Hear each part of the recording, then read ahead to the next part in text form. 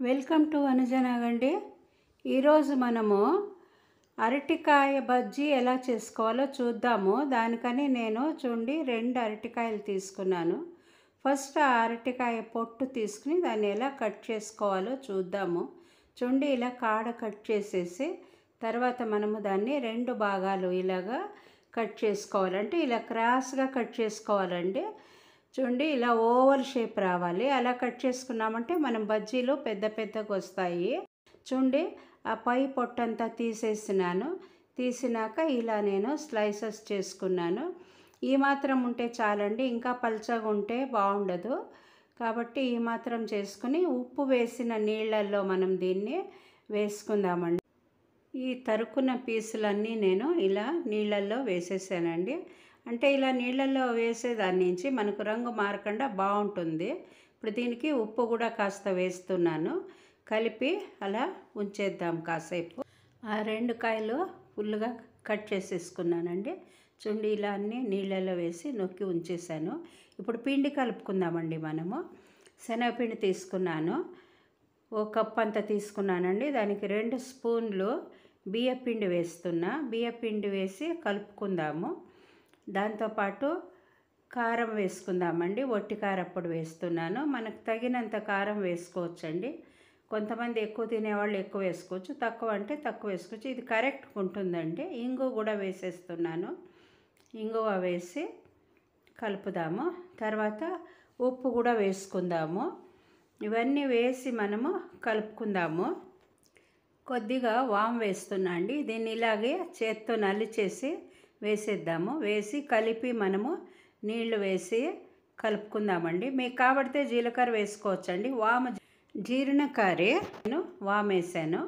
చూడండి నీళ్లు పోసి కరెక్ట్గా మన బజ్జీల పిండి ఎలా కావాలో దాన్ని బట్టి మనము కలుపుకోవాలి. ఉండలు లేకుండా కలుపుకోవాలండి క్లీన్గా. ఈ కన్సిస్టెన్సీలో ఉంటే చాలండి.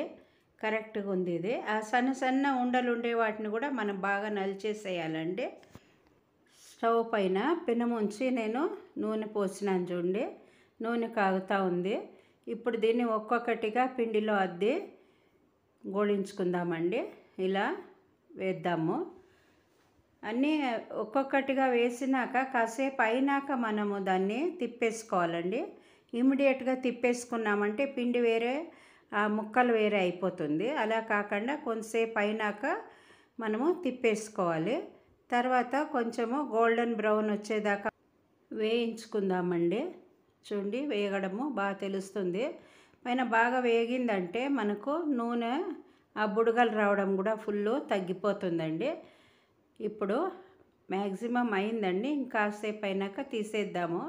దీనికి వాము వేయడం వల్ల మనము గ్యాస్ట్రిక్ అది ఉండదండి. శనగపిండి అంటే గ్యాస్ట్రిక్ ఉంటుంది కదా.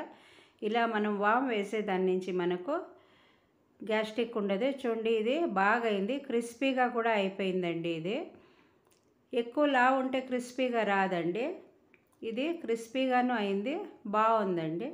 కాబట్టి మీరందరూ కూడా చేసి చూడండి. ఎలా వచ్చిందో కామెంట్ చేయండి, లైక్ చేయండి, షేర్ చేయండి. కొత్త వాళ్ళు అయితే సబ్స్క్రైబ్ చేయడం మర్చిపోకండి. చాలా క్రిస్పీగా కూడా అయిందండి. ఇది సౌండ్ వస్తుంది.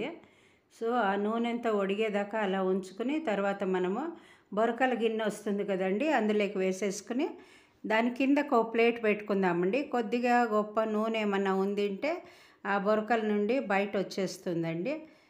చూడండి ఈ గిన్నెలోకి వేసేసాను. సో దీన్ని చూస్తున్నారా ఎలా అయిందని. దీన్ని ఏదైనా సర్వింగ్ ప్లేట్లోకి పెట్టుకుందామండి. పెట్టుకుని దాంతో సాస్ కానీ మనకి ఏది కావాలనో అది వేసుకుని, పచ్చడి ఉంటే పచ్చడి లేదా సాస్తో పాటు తినచ్చండి. మీరందరూ కూడా చేసి చూడండి. ఎలా వచ్చిందో కామెంట్ చేయండి. Thanks for